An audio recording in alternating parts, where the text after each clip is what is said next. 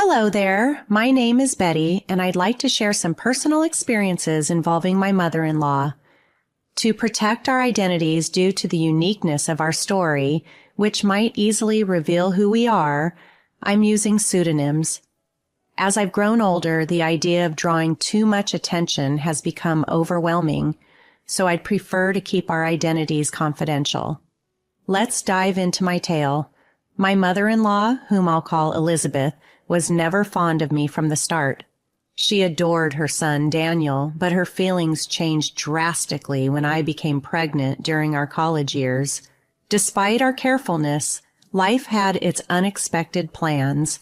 Daniel and I welcomed our daughter, Mary, when we were both 20 and still in college. Mary's arrival was a surprise and temporarily threw our lives off course, but our love for her was boundless. We decided to marry before her birth. My family offered their full support and embraced their new roles as grandparents with open arms. However, Elizabeth was far from supportive. She frequently criticized and belittled us, directing her harshest words at me and accusing me of ruining her son's future for my gain. Daniel and I faced these challenges together, asserting that Mary was a gift to us, despite Elizabeth's harsh stance. Elizabeth's negativity wasn't just aimed at me. She also showed a lack of warmth towards Mary. Initially, we hoped Elizabeth would come to accept the situation once she had some time to adjust. After all, she was a busy high school teacher, and the news of the pregnancy and our marriage had placed her in a difficult spot, causing resentment.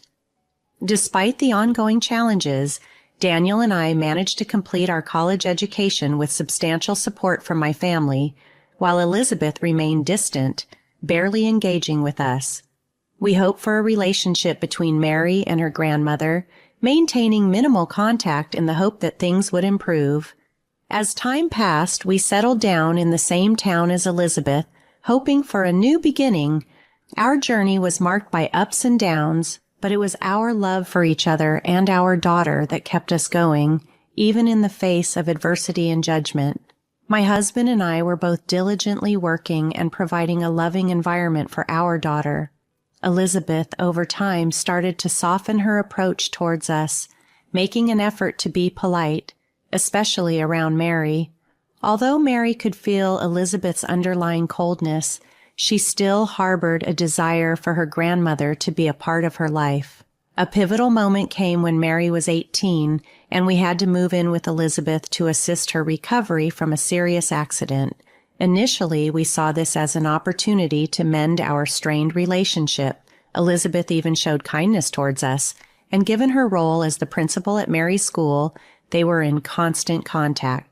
However, our optimism was short-lived. We soon realized that Elizabeth's newfound warmth was a facade, a means to utilize our help until she was back on her feet. The situation took a dramatic turn for the worse a week after Elizabeth returned to her duties at the school. Mary came home devastated, tears streaming down her face. She revealed that Elizabeth had expelled her from school, accusing her of bullying a student Mary had never even interacted with. The shock and injustice of the situation left us speechless. Mary was distraught, faced with the uncertainty of how to complete her education so close to graduation. Our disbelief quickly turned to anger upon confirming that Elizabeth had indeed expelled Mary under false pretenses. We awaited Elizabeth's return home to confront her about her unjust decision. The confrontation was intense. I demanded an explanation for her actions, but Elizabeth refused to engage, her dismissiveness only fueling our frustration further. When pressed about the supposed bullying incident, her smug smirk revealed the truth of her deception. Daniel and I were aghast, and seeing Mary break down again ignited my fury anew. This ordeal exposed the depth of Elizabeth's hatred and her willingness to harm her granddaughter out of spite. It was a stark reminder of the lengths she would go to sever our ties, a manipulation that backfired, reinforcing our unity and determination to overcome her unjust actions. In the heat of the moment, I couldn't contain my fury at Elizabeth, questioning how she could treat her own granddaughter so harshly. Elizabeth, unfazed, claimed that her actions were to protect the reputation of her prestigious school, stating she couldn't let Mary, whom she demeaningly referred to, graduate from it as it would tarnish the school's image. Her words were a stark revelation of her cruel intentions towards Mary. Daniel and I were aghast at her callousness. Elizabeth went on to insult Mary further, labeling her birth as an accident and claiming she would amount to nothing, suggesting she belonged in a lesser school with no expectations placed upon her. Her laughter in the face of our distress was chilling. As I held Mary, comforting her while she wept from the harshness of Elizabeth's words, she remained with us, perhaps wanting to see the extent of her grandmother's animosity. Meanwhile, Daniel confronted his mother with disbelief and anger, incredulous at her willingness to sabotage her granddaughter's future over baseless reasons. Elizabeth's response was cold and dismissive. She insisted that we knew her feelings towards Mary and bluntly suggested that if we disagreed with her perspective, we were free to leave her house. She seemed to take a perverse satisfaction in telling us she no longer needed our help and preferred we cut all ties, going so far as to threaten eviction if we didn't vacate promptly. The shock and hurt from Elizabeth's actions and words left us reeling. It became painfully clear that Elizabeth's intermittent warmth towards us had always been transactional, motivated by her needs, whether for assistance or financial support. This realization struck us hard as we comforted Mary, trying to shield her from the cruel reality that her grandmother's affection was conditional and self-serving. At times, Elizabeth's need for assistance, especially during health crises, led us to mistakenly believe she desired any form of a positive relationship with us. Once she regained a semblance of control in her life, she didn't hesitate to remind us of what she perceived as our place. Not willing to endure a month under her hostility, I reached out to my parents who lived in the next town, and we relocated there within a week. In this process, Mary had to transfer to a new school, which unfortunately meant she lost a year. It was a challenging time for her, and we sought therapy to help her navigate through the trauma. Gradually, we moved beyond the painful episode, though the memory of Elizabeth's actions lingered. Over the next 13 years, life took many turns.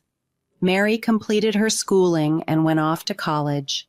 Following the passing of my parents, we inherited a significant sum, which we used to provide a better future for Mary. Daniel and I invested in a hospital, eventually earning places on its board. We balanced our careers and the hospital's management until Mary was ready to take over, allowing us to step into retirement. Elizabeth had become a distant memory, having had no contact with her for over a decade. However, an unexpected encounter occurred when Mary visited us one day, revealing she had run into Elizabeth at the hospital during a work-related visit. Initially, I was apprehensive about what Elizabeth could possibly want after all these years, especially since she had made it clear she wanted nothing to do with us. Mary shared that she had tried to avoid Elizabeth, but Elizabeth insisted on speaking with her. Despite Mary's reluctance to engage, she didn't want to cause a scene. Elizabeth's approach was surprising, addressing Mary affectionately as her sweet granddaughter and revealing that she was ill. This revelation was unexpected, considering Elizabeth's previous insistence on cutting ties. Mary's recount of the meeting left us both curious and wary about Elizabeth's motives and her sudden shift in demeanor. Hearing about Elizabeth's illness, Mary expressed a polite hope for her recovery, referring to her by name. This didn't sit well with Elizabeth, who insisted on being called Granny, expecting familial warmth despite years of estrangement. Mary, who had grown into a discerning and intelligent young woman, wasn't fooled by Elizabeth's sudden display of affection. She knew better than to fall for what seemed like a calculated attempt to rekindle a relationship for ulterior motives. Mary's response was measured yet distant. She calmly explained that the absence of any meaningful relationship over the past 13 years didn't warrant such familial titles, leaving Elizabeth visibly taken aback. Elizabeth's attempt to manipulate the situation in a public setting, hoping to garner sympathy or perhaps coerce Mary into a pretense of closeness, had clearly failed.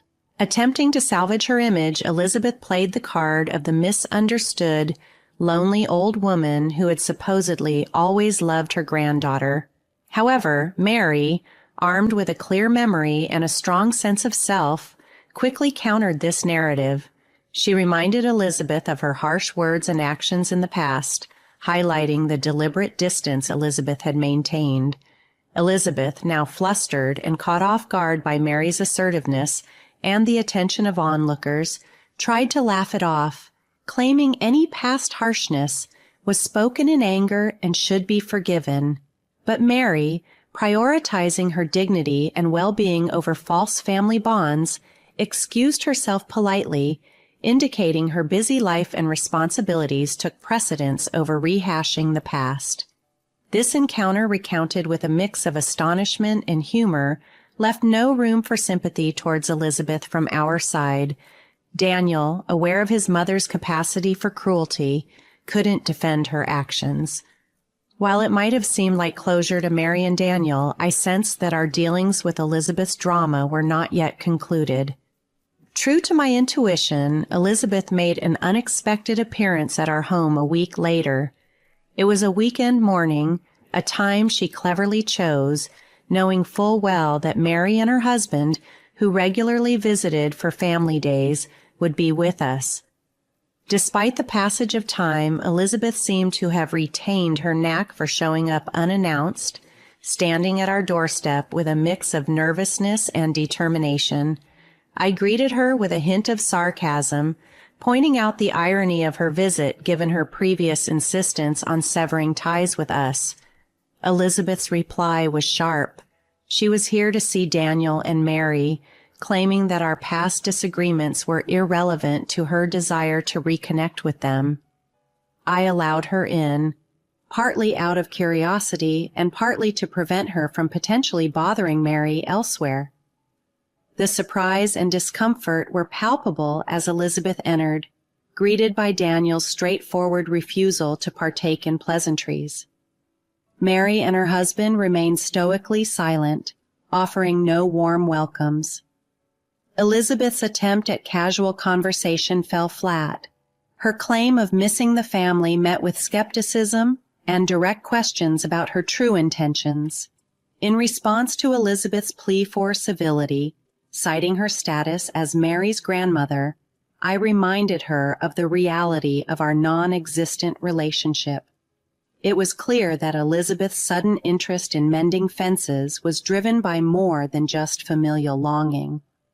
When confronted with the blunt question of what she truly sought, Elizabeth attempted to appeal to a sense of family, expressing a desire for reconciliation now that she found herself aging and presumably alone. Daniel's response was tinged with skepticism, pressing Elizabeth for the real reasons behind her sudden change of heart.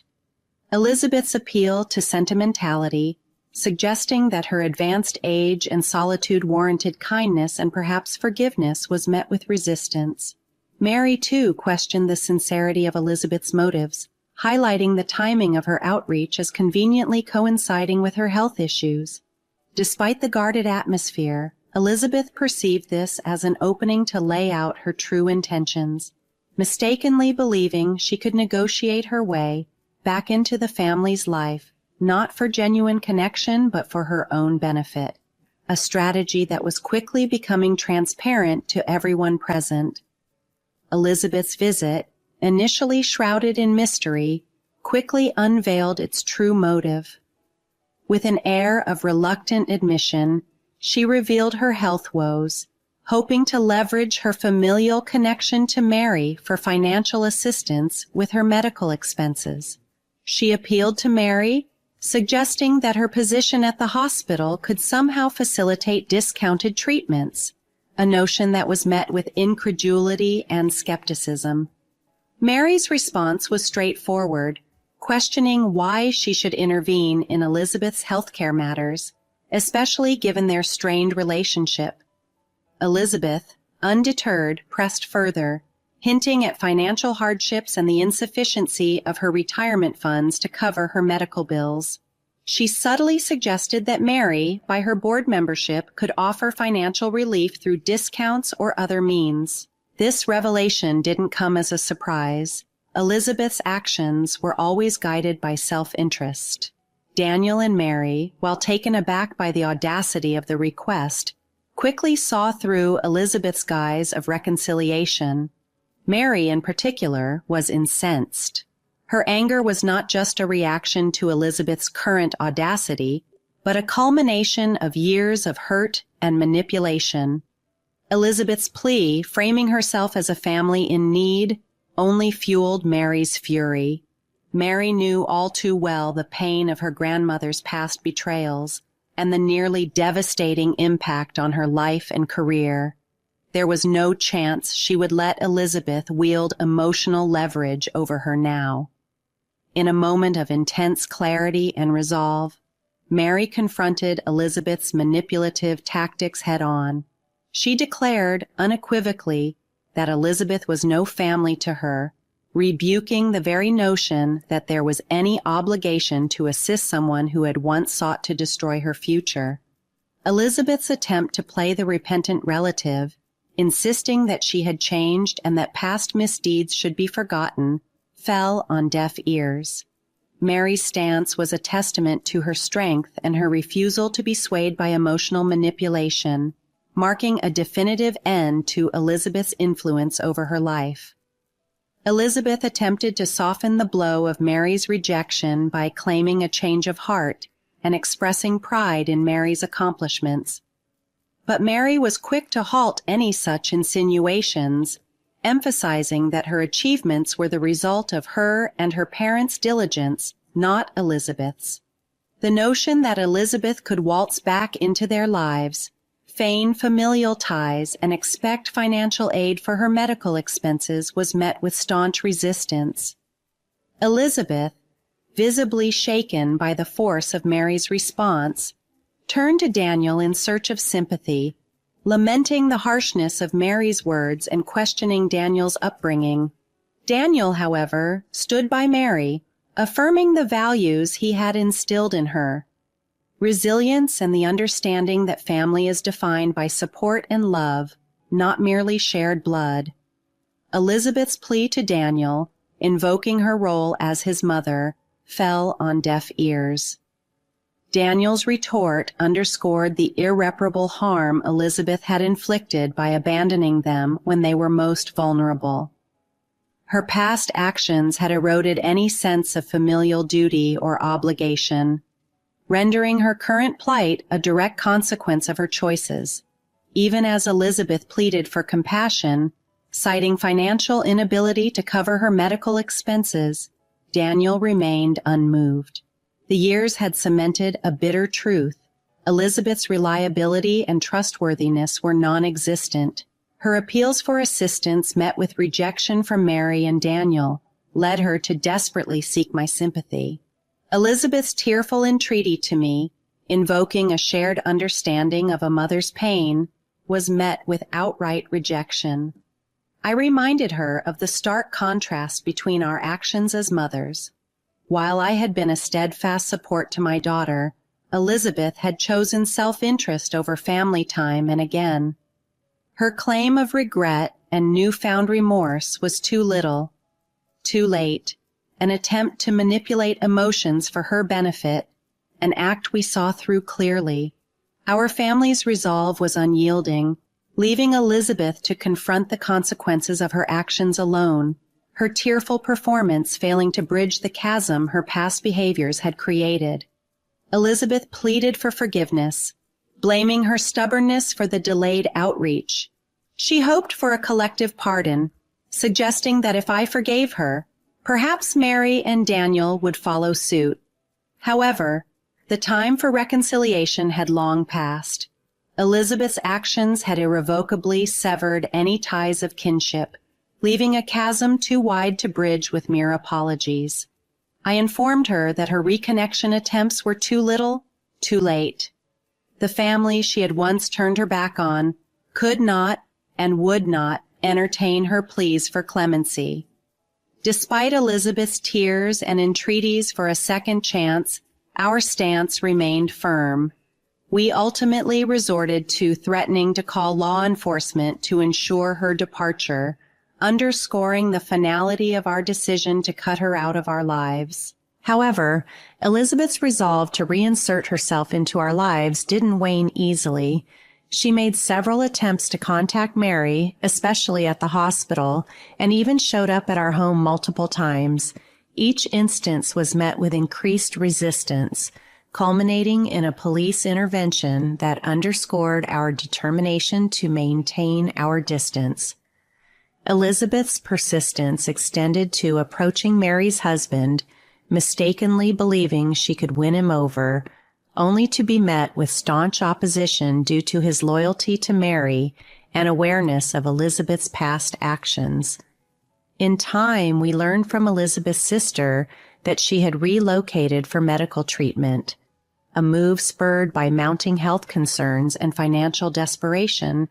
Elizabeth's estrangement extended to her sister, a relationship marred by past transgressions, leaving her to face her challenges without familial support.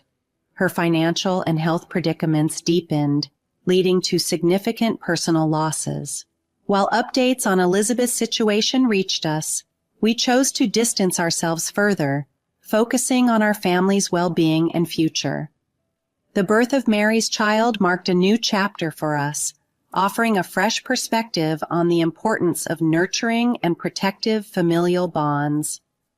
My role as a grandmother affirmed the stark contrast between my approach to family and Elizabeth's neglectful behavior. This realization fortified our resolve to maintain the peace and stability we had fought hard to establish, ensuring that Elizabeth's shadow would no longer cast a pall over our lives.